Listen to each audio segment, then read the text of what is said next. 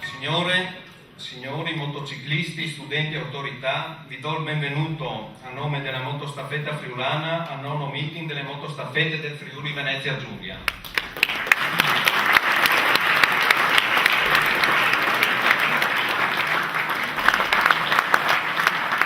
A sostegno di tutte le iniziative che vorranno essere messe in campo. Orbileo che vuole consegnare al dottor Pillò la medaglia. Consigliere Riccardi, abbiamo la dedica ufficiale della Presidenza della Repubblica.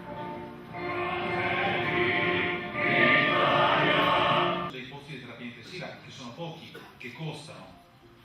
Chi ha avuto un'interazione con i sono assolutamente validi.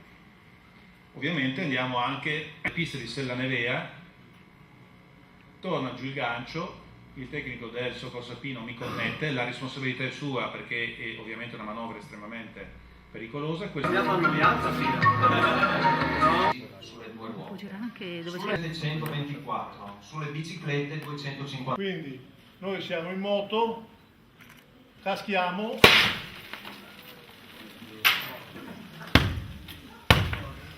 Causa lesioni gravi e incurabili al cervello nei primi millisecondi che seguono un impatto. Poi a far girare a un cinturino continuo che termina in un avvolgitore.